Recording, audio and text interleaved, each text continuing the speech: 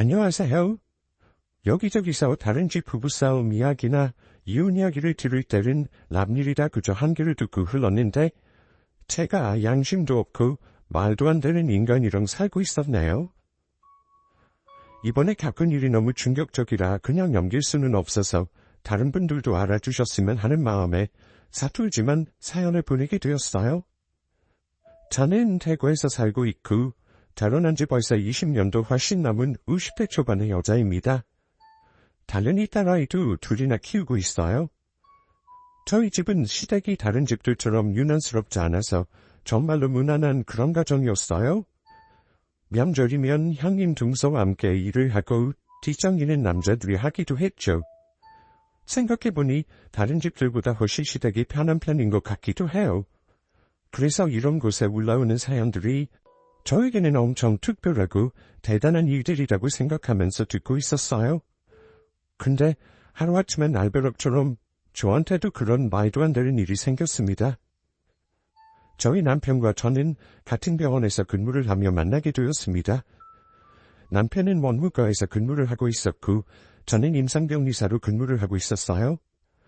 사람들이 임상병리사라는 직업을 잘 모르고 있는 분들도 있으시던데 병원에 가면 피 뽑고 소변 검사는 검사실에서 일을 하는 직업이라고 생각하시면 돼요. 저는 내성적인 성격과 업무의 특성상 임상병리실에서 근무를 많이 하기 때문에 다른 직원들과 크게 접촉이 많지 않았습니다. 그러다 보니 자연스럽게 친한 사람도 별로 없었어요.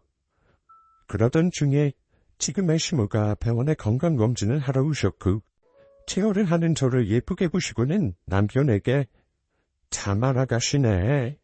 얘가 꼭 잡아야겠다. 하며 입이 마르고 닳도록 이야기를 했다고 하더라고요.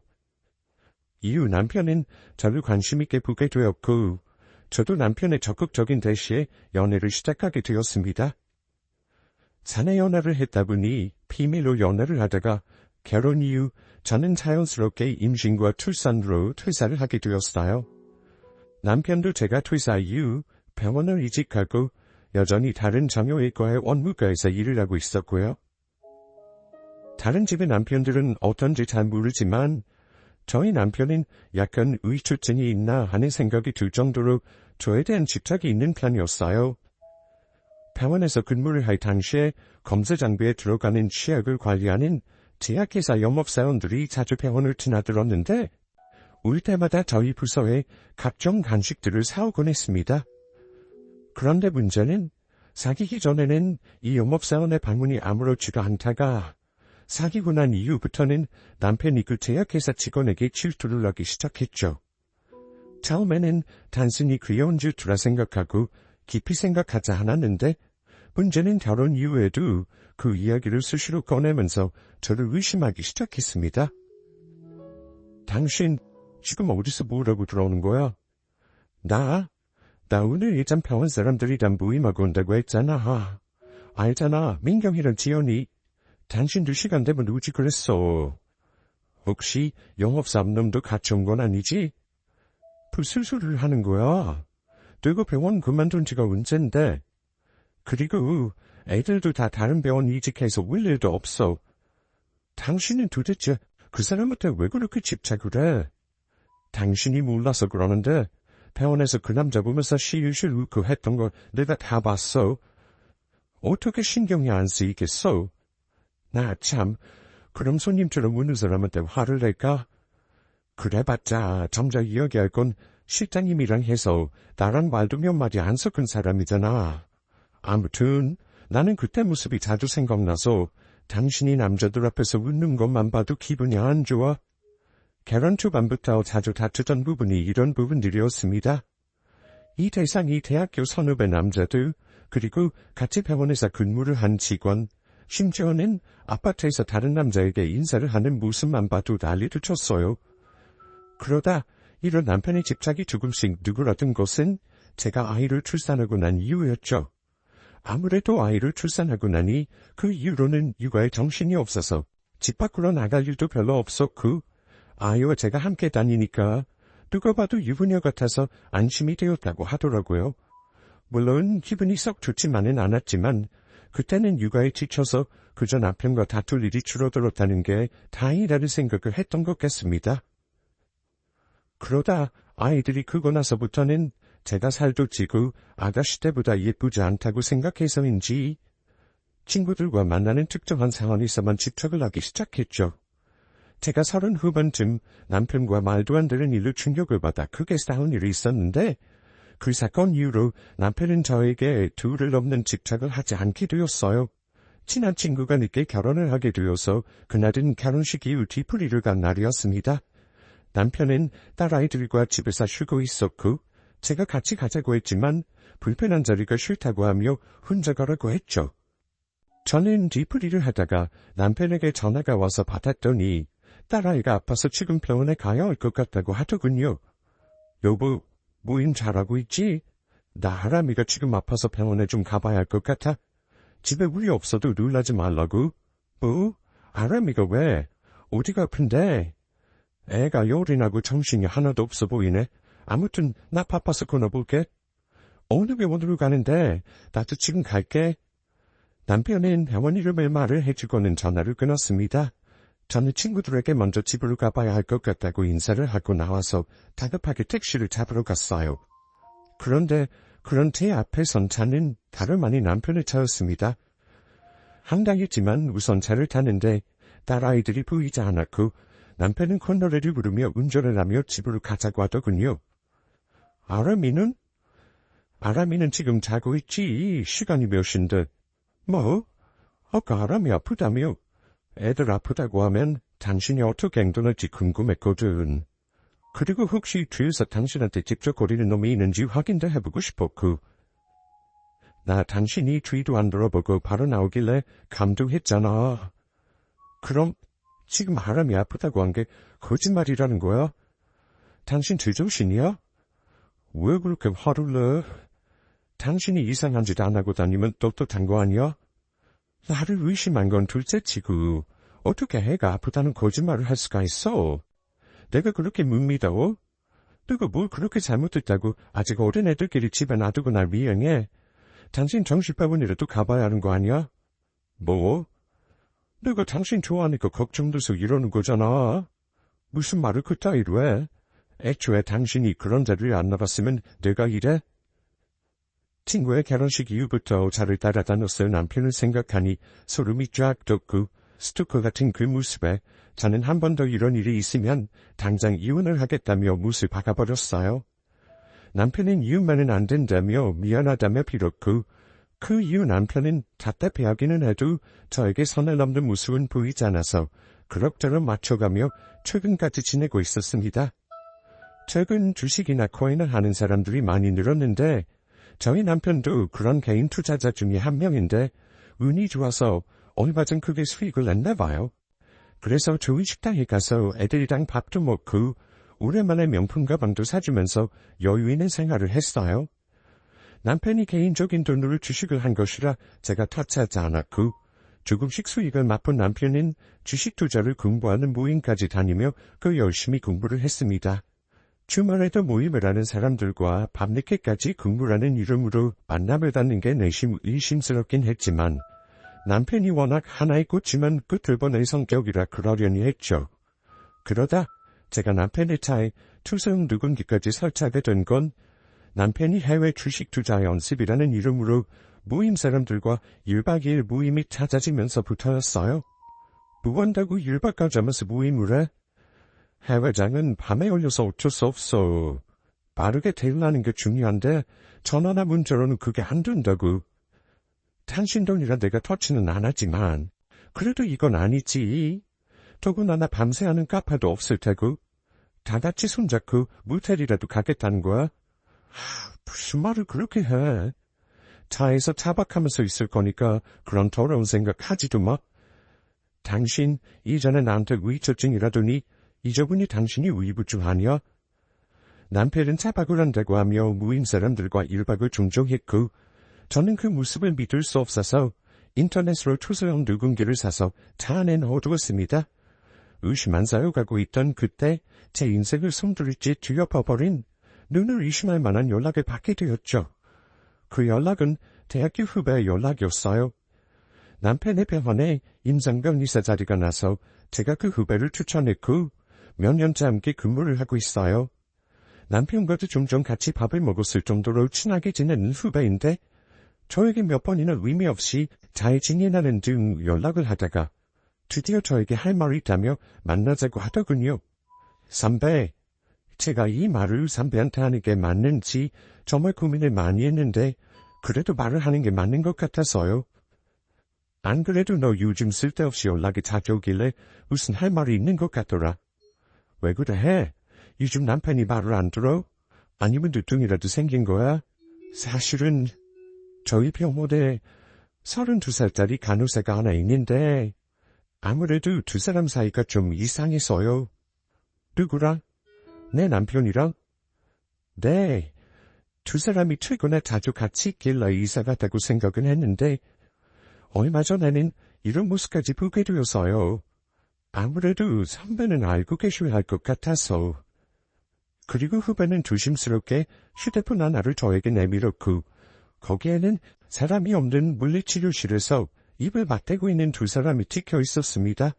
원래 점심시간 때 직원들이 물리치료실에서 낮잠을 자주 자는데 그날은 후배가 속이 안 좋아서 밥도 안 먹고 물리치료실에 커튼을 치고 누워있었대요.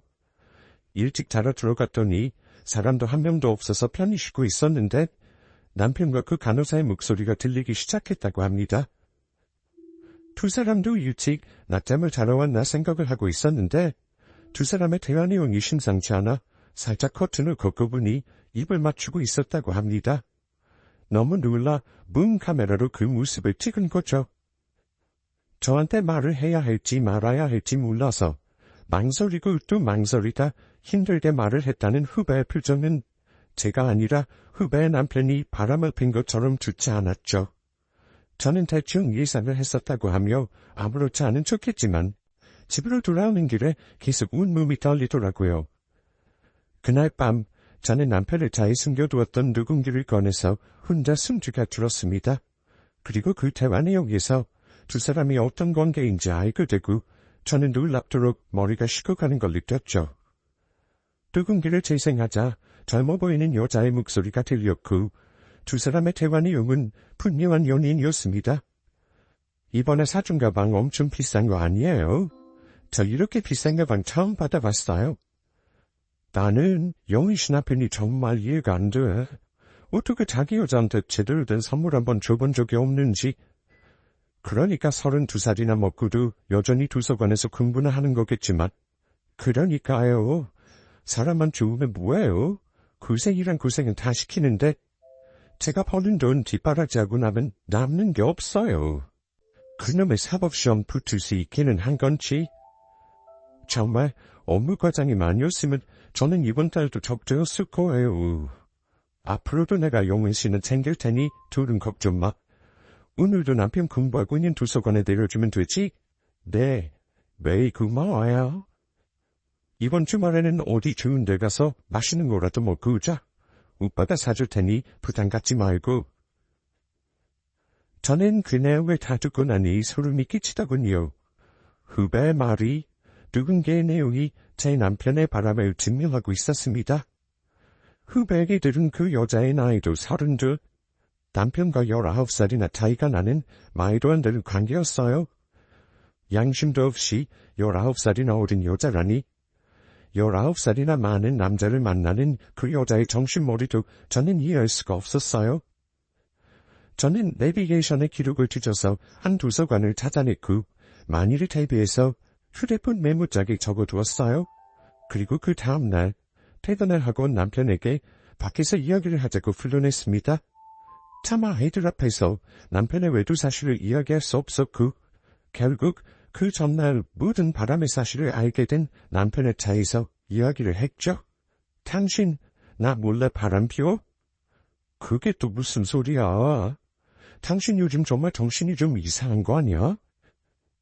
저는 남편 앞에서 누군가를 재생시켰고 남편은 금세 얼굴이 터질 것처럼 붉게 달아올랐습니다. 남편이 무슨 말이라도 하기를 기다리며 저는 남편을 보고 있었고 끝이 나는 걸 느꼈죠. 고우면 너도 만나. 당신 솔직히 그동안 내가 벌어온 돈으로 편하게 살았잖아. 애들도 다 컸고 이제 나도 내 인생 좀 살 수 있는 거 아니야? 걔 불쌍한 애야. 당신처럼 남자 잘 만나서 결혼한 사람이랑은 다르게 혼자 열심히 벌어서 생활하는 딸 같은 마음에 좀 챙겨주고 있는 거야. 딸 같은 마음? 당신 정말 미쳤구나. 그게 딸 가진 사람이 할 말이야? 우리 딸이 19살이나 많은 남자 만나고 다니면 좋겠어? 돈 받고 만나는 관계가 진심이라고 생각해? 아니, 그보다 그렇게 어린 사람이 여자로 보이는 당신이 너무 더럽고 역겨워. 뭐, 역겨워? 능력 있는 남자가 젊고 예쁜 여자 만난 건 당연한 거야. 그리고 나도 만나라고 했지? 당신 정말 후회하게 될 거야. 가만 안 놔둬. 저는 다음날 그 상간녀가 자주 갔던 도서관에 찾아갔습니다. 제가 아는 이름이라곤 그 상간녀의 이름뿐이라 도서관에 가서 영민 씨 남편을 찾습니다. 지금 영민 씨가 위독해요. 잠시 나와주세요 하며 여기저기 말을 하고 다녔고 한 남자가 헐레벌떡하며 저를 따라 나왔습니다. 정말 인상이 바르게 생긴 남자였고 저는 그 남자에게 두 바람난 인간들의 이야기를 했습니다. 상간녀의 남편은 처음에 그럴 리 없다며 믿지 못하더니 제가 누군지까지 꺼내서 대화 내용을 들려줬더니 어떻게 인간이 이럴 수 있냐고 하며 화를 냈고 저는 상간녀의 남편과 밤을 보내기로 약속했죠. 그리고 저는 며칠 뒤 딸아이들을 친정집으로 보내두고 상간녀의 남편을 만나러 호텔에 갔습니다. 상간녀의 남편과 함께 침대에 있는 사진을 두 인간들에게 찍어 보냈고 아니나 다를까 두 사람은 동시에 전화가 왔더라고요. 저는 그 전화를 모두 영상통화로 바꾸었고 각자의 배우자와 영상통화로 대화를 했습니다. 당신 지금 뭐하는 짓이야? 그 남자는 누구야? 들었어? 어디 흡바라도 간 거야? 하하하. 당신 정말 웃긴다. 당신이 그렇게 좋아주는 영원씨 남편이잖아. 나도 이제 죽을죽을 늙은 당신 말고 젊은 남자 만나볼까 해서. 당신 말대로 나도 내 인생 살아야지. 애 둘 남들 앞에는 죽을죽을해지고 몸도 안 아픈 데가 없는데 젊은 남자가 나 좀 후살펴주면 얼마나 좋아? 아, 이러지 말고 우리 그냥 내시 파트너처럼 서로 돌아가면서 만날까? 뭐? 당신 제정신이야? 말이 되는 소리를 해. 지금 어디야? 알아서 뭐하게. 나 오늘 집에 안 들어갈 거니까 잘 생각해보고 말해줘. 아니다. 우리 그냥 이혼하자. 이혼하고 당신은 영우씨 만나고 나는 이 남자 만나서 살면 되겠네. 야, 그게 그거랑 같아? 빨리 집에 안 들어와? 그렇게 말하고 옆을 보니 그 상간녀의 남편도 말빨이 장난이 아니더라고요. 처가댁에 빌려준 돈이며 뭐 다 까발리겠다고 말을 하다가 저와 밤을 보내고 가겠다고 했더니 남편도 그 상간녀도 눈이 뒤집혀 사는 개거품이 물고 쓰러졌습니다. 저희는 전화를 끊었고 각자 다른 호텔 방에서 잠을 자고 집으로 돌아갔어요. 호텔에 간 이유는 혹시나 저희가 정말 같이 밤을 보냈다고 하게 되면 역으로 분리해줄 수 있어서 폭도에 CCTV가 있는 호텔을 선택했고 영상통화도 모두 녹화를 했습니다. 저는 별 생각이 없었는데 상간녀의 남편이 성격이 참 꼼꼼하기도 하더라고요. 아무튼 그렇게 각자의 방에서 잠을 자고 다음날 집으로 들어갔더니 남편은 화를 내며 저를 몰아세웠고 더러운 여자라며 손가락질을 하고 손찌검을 했습니다. 제가 맞는 것까지는 예상이 없었는데 제가 아무리 화를 내도 남자의 힘은 못 이기겠더라고요. 저는 그 자리에서 경찰에 신고했고 남편은 현행범으로 경찰서에 갔습니다. 이혼을 하기 전에 저에게 잘 대해주던 시댁의 이야기를 하는 게 맞는 것 같아서 혼자 시댁으로 가게 되었어요. 시댁에 도착하니 시부모님은 멍이 들고 앞니까지 깨진 제 물고를 보고 한 걸음에 달려 나오셨습니다. 아가, 이게 무슨 일이야? 집에 감도라도 들었어? 누구야? 누가 이런 몹쓸 짓을 한 거야? 어머님, 저희 남편이 바람을 펴요. 그리고 저를 데려서 지금 경찰에 갔어요. 어머님, 아버님을 보면 합의는 해야겠지만 저 정말 너무 힘들어서 저는 같이 못 살 것 같아요. 뭐후? 회사에 19살이나 어린 여자한테 돈까지 줘가며 바람을 피우는데 바람에 손 지금까지 하는 사람이랑은 무서워서 못 살겠습니다. 어머님 아버님께 정말 면목이 없어요. 아가, 일단 병원부터 가자꾸나. 나머지 이야기는 병원에 다녀오고 나서 들으마. 저는 시모와 함께 병원에 갔고 전직구조 진단을 받았습니다. 시모는 미안하다고 하며 고개를 묻으셨고 그런 시모에게는 악감정이 없었기 때문에 한편으로는 자식 잘못 키운 죄라는 생각에 짠하기도 했네요. 스택으로 돌아가니 어느새 남편이 와 있었고 남편은 시부에게 골프채로 맞고 있었는데 표현 그대로 거의 피떡이 되어 있었습니다. 시부는 화가 풀리지 않아 남편의 앞에서 씩씩거리며 서 있으셨는데 제가 들어가자 그대로 골프채를 던지고 저에게 우셨어요. 아가, 괜찮니? 입원이라도 해야 하는 것 아니냐? 전직 구주래요. 간단히 침이라도 챙겨서 내일 입원하려고요. 친정집 애들 맡기는 것도 있고 해서. 정말 면 무겁구나. 내가 아들놈 교육은 단단히 시킬 테니 이혼은 미뤄주면 안 되겠니? 내가 정말 우리 며느리 너무 아껴서 그래. 내가 자식을 잘못 키워서 정말 미안하다. 아버님이 무슨 죄가 있으시겠어요.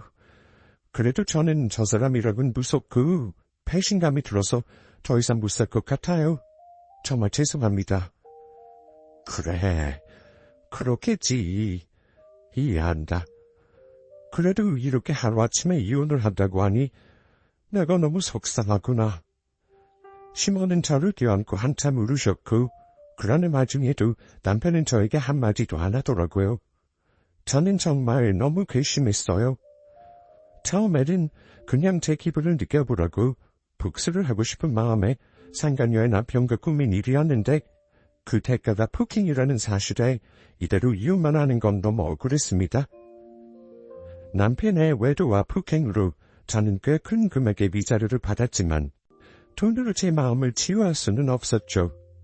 나중에 그 상간녀의 남편에게 들어보니 그쪽은 여자가 이혼을 못하겠다고 하는 바람에 소송까지 진행하고 있다고 했고 상간녀의 남편은 단단히 준비를 하고 있더군요. 알고 보니 그 상간녀가 바람을 피운 게 이번이 한 번이 아니라서 위자료를 내도 아주 두둑히 준비를 해야 하는 지경이었죠. 저는 몇 달이 지나고 나서 남편과 그 상간녀가 버젓이 함께 근무를 하고 있는 정형외과 병원으로 작은 선물을 보냈습니다. 혹시 장사를 하는 가게 앞에 보면 세로로 커다랗게 배너가 서 있는 걸 보신 적 있으신가요? 대부분 메뉴나 할인하는 품목 같은 걸 광고하기 위해서 많이 쓰는데 그게 가격이 얼마 안 하더라고요. 그래서 저는 남편과 그 상간녀의 얼굴을 받고 이대후 하트, 박영은 이 병원의 1호 불륜 커플의 앞날을 응원합니다. 두 분 꼭 재혼하시길 바라요. 19살 연상남의 전부인이라고 써서 세워뒀죠. 헤헤. 처음에는 병원 사람들도 그런 게 세워져 있는 줄 모르고 있다가 환자분들이 하도 손가락질을 해서 병원 밖으로 나오니 제가 준비해둔 배너를 확인하고는 난리가 났다고 해요. 그 병원에서 일하는 후배는 아주 배를 잡고 깔깔거리며 병원이 한바탕 난리가 났다고 전화가 왔길래 저는 중지부를 찍으러 그 병원으로 갔습니다. 제가 병원에 들어서자 남편은 저를 향해 죽일 듯이 걸어왔고 저는 그 자리에서 무릎을 꿇고 싹싹 빌었어요. 여보, 아니 태우씨 미안해요. 제발 때리지 마세요. 당신 지금 뭐 하는 거야? 이혼했으면 된 거지 병원 앞에 그거 뭐야? 네, 산모님 마음에 안 드셨어요? 저는 두 사람이 잘 되었으면 하는 마음에 한 건데. 그리고 제발 때리지 마세요. 저 지금 전에 맞은 거 진료보러 온 환자예요. 아주 나를 매장시키려고 작정을 했구나. 이제 알았어? 당신 병원에서는 몰래 비밀 연애한다길래 그게 취미인가 해서 나랑 결혼 전에 연애할 때도 비밀 연애하자더니 지금도 비밀 연애하잖아. 혹시 다른 직원들도 만나고 있는 거 아니야? 지가 그렇게 구리니까 숨어서 만나지. 내가 두 사람이 너무 기가 막혀서 세상에 이런 일이에 신고하려다가 참고 이 정도로 끝나는 거야. 알아? 당신 부모님 봐서 많이 참고 있는 거라고. 마음 같아서는 버스 광고에도 쓰고 싶은데 당신 부모님이 불쌍해서 이 정도로 끝나는 걸 고마워해. 어찌 주제 파악도 못하고 19살 여자한테 돈이나 뜯기면서 당당해? 쪽팔린 줄 알고 살라고. 너? 내가 명예훼손으로 고소할 거야? 고소해라, 이 좀생이 자식아. 너한테 받은 위자료 너한테 쓰는 거라 아깝지도 않거든? 저는 그렇게 난리를 치고 후다닥 병원 밖으로 나왔는데 뒤에서 칠레를 보러 온 어르신들이 남편을 향해 한 소리씩 하기 시작했고 온마디 남편과 그 상간녀는 결국 그 병원에서 달렸어요. 제가 왜 병원까지 가서 그 난리를 친 줄 아세요? 사실 대부분 그렇지만 의료계통도 소문이 정말 빠르거든요. 아마 두 인간 모두 앞으로 병원에서 근무를 하기에는 쉽지 않을 거예요. 소문이라는 게 원래 사람을 쫓아다니잖아요. 그리고 후배도 이미 학교 사람들한테 소문을 쫙 내고 있다고 하니 병원 근처에서는 고개도 못 들고 다닐 겁니다. 지금은 그 일로부터 8개월이나 지났는데 어제 상간녀의 남편한테 전화가 왔어요. 상간녀가 하도 매달려서 지금도 이혼소송 진행 중인데 그 여자가 저희 남편을 아주 대차게 차버렸다고 하더라고요. 눈치도 없는 남편이 상간녀한테 이혼하고 재혼하자고 했다는데 상간녀는 그 말을 듣고 그저 돈 하나 때문에 만난 것뿐이라고 하면서 도망치듯 헤어졌대요. 남편은 바람펴서 가족들한테 외면당하고 자식들 불러도 없고 그렇게 좋다던 상간녀한테도 버림받았네요. 언감생심 19살 어린 여자가 말이 되나요? 나 참, 아주 낙동강 우리 얼굴이 된 남편을 보니 속이 다 시원합니다. 나중에 남편이 늙어서 혼자 벽에 똥칠하는 이야기도 좀 듣고 싶은데 시댁이랑도 연락을 안 해서 소식을 들을 데가 없는 게 아쉽네요. 제 이야기를 들어주셔서 감사합니다. 혹시 바람 피우고 싶은 사람이 있으시다면 잘 기억해두세요. 부부간의 의리를 배신하면 저희 남편 꼴 나는 겁니다.